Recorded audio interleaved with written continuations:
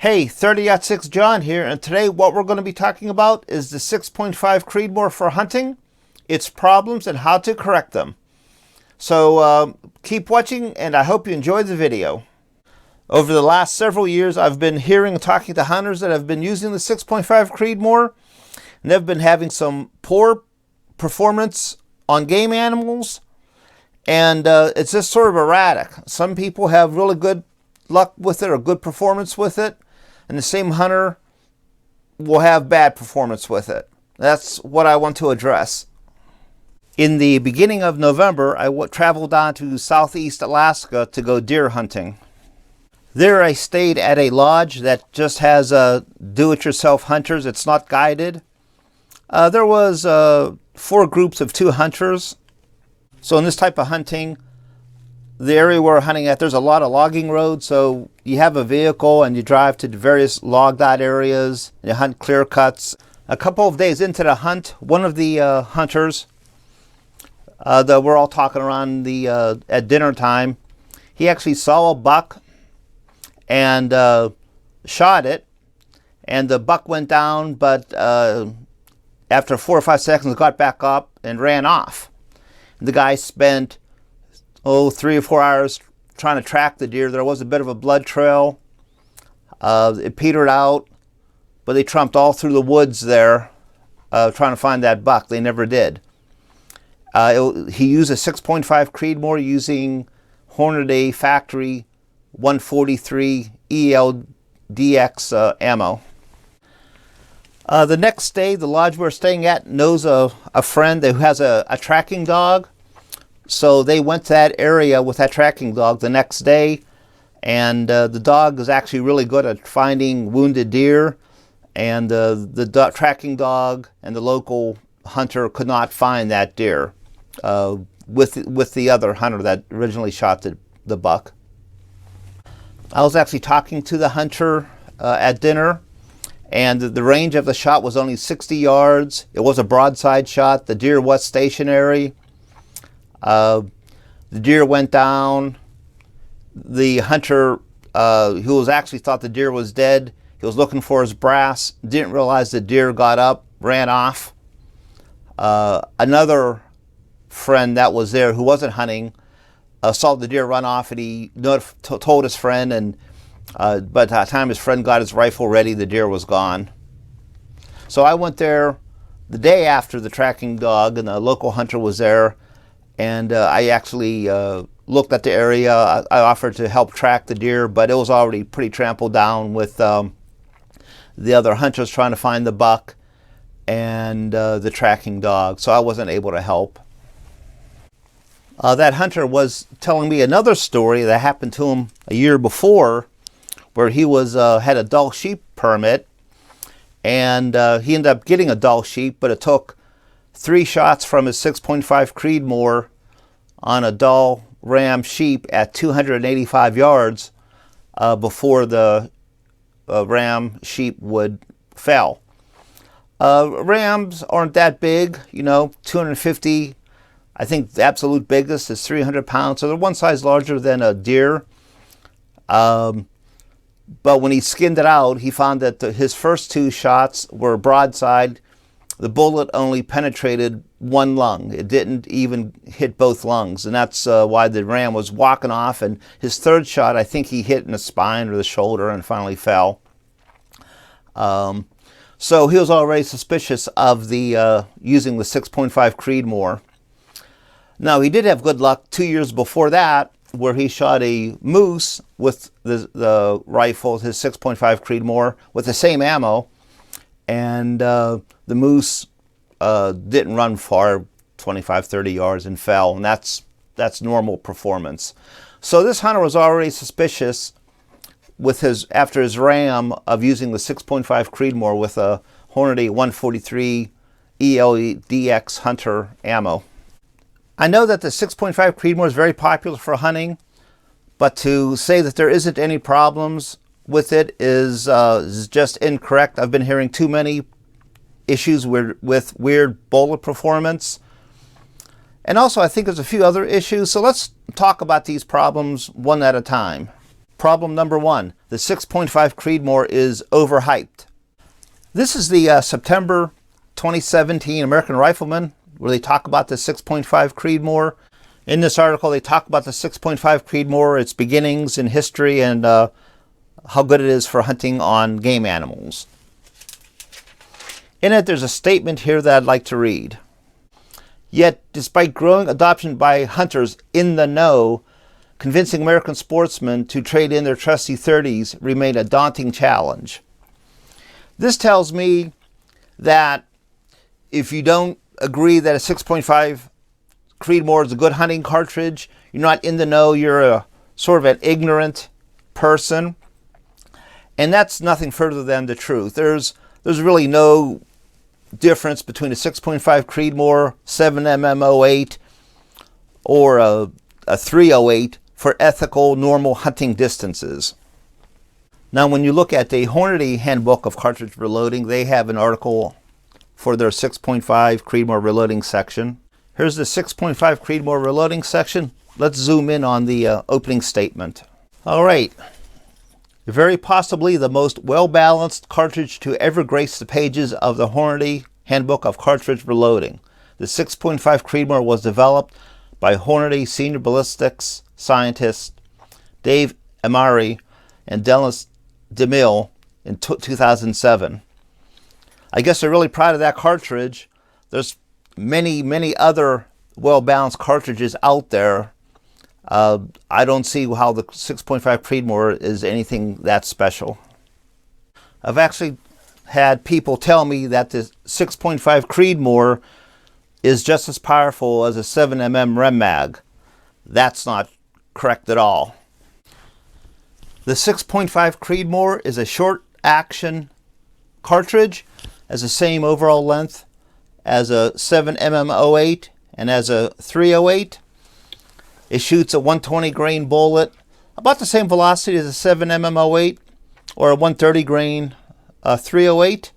It shoots a 140, 147 grain bullet at about the same velocity as a 7mm08 or a 308. This is all for hunting out to about 400 yards. As a target range for long-range performance, the Creedmoor is better. But for hunting 400 yards or less, they're all about the same.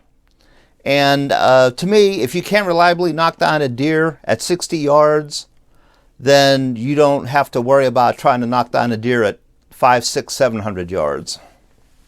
And just so everyone knows, I do not have a 6.5 Creedmoor. All of my goal is doing this video is for hunters to be successful, to get their game, and to keep wounded animals from escaping. So let's talk about problem number 2, using the correct bullet for hunting. This is Midway USA's website on ammunition for a 6.5 Creedmoor. They have a lot of different types of ammunition here. It's probably the 4th most popular cartridge that they have ammo for. There's all different types of ammunition here. They have the Hornady Super Performance GMX bullet. That's an all sort of copper alloy bullet. Nozzler AccuBond long range. The 6.5 Creedmoor 143 grain ELDX. This is ELD match ammunition. And I think the other problem with the Creedmoor is that a lot of people are not using the correct bullet for hunting. There's a lot of different ammo out there, and maybe here in the last year or two with a great ammo shortage, people are trying to push into service more of a target ammunition for hunting, where that's not really the right ammunition for hunting. Here's the Hornady manual describing the ELDX bullet. They talk a lot about how accurate it is and high ballistic coefficient. Devastating conventional range performance. You know, the only thing that really holds the core to the jacket is this interlock ring. And to me, that's not enough. Here is their description of the interlock bullet.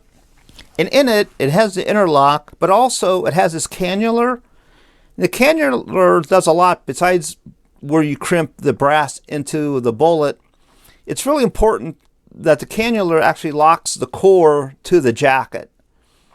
A lot of people don't like the cannula. They say it takes away from the ballistic coefficient, and a lot of high streamline long-range bullets don't have it.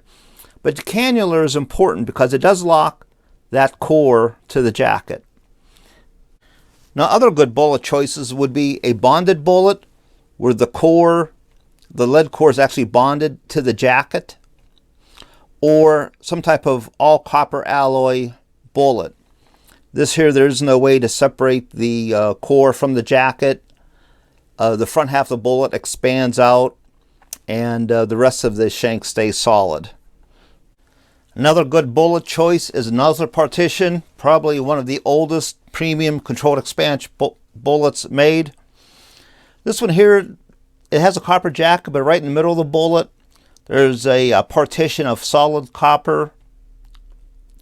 So you have the core split into two pieces. The front half expands to the partition.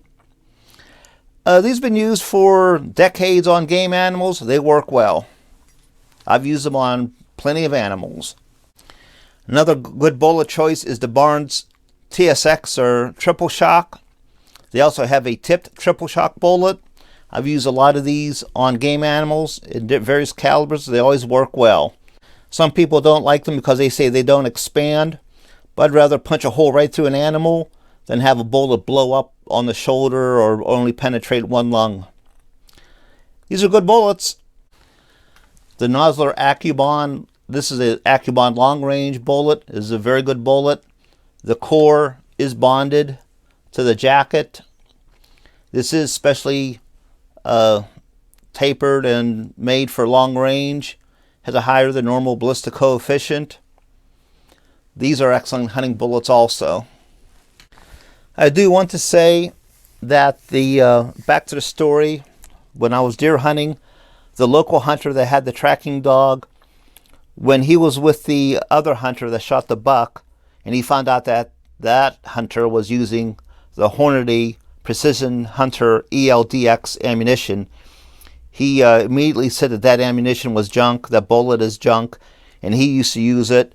Then he switched to Barnes all copper TSX bullets and ammunition. A lot of people say that the 6.5 Creedmoor is just as good as a 270. Actually better because it's more accurate, holds its velocity better at long range. But the difference is, for hunting, is that when you buy 270 Winchester ammunition, they only make one type of ammunition, hunting ammunition. When you buy 6.5 Creedmoor ammunition, they're trying to balance hunting and long-range performance.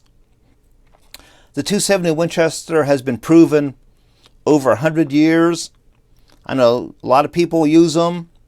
They work well on game animals. The third issue I'd like to address is making the shot. Bullet placement, and what do you do after the shot, immediately after the shot? Well, everyone should know game anatomy of the animal that they're hunting.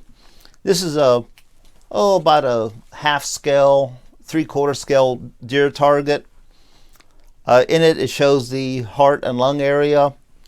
When my son was younger, I saved this target. This target's actually 7 years old, 7.5 years old.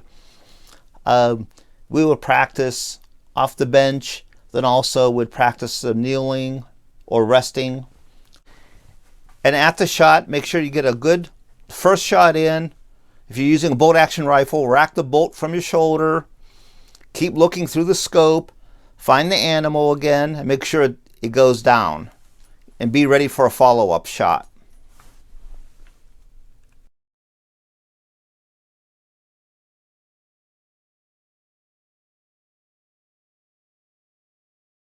So those are the problems that I see on the 6.5 Creedmoor. It being overhyped, people thinking it's more powerful than it actually is. People using non-hunting bullets. And also at the shot and after the shot, hunters not following up, make sure the animal doesn't run off.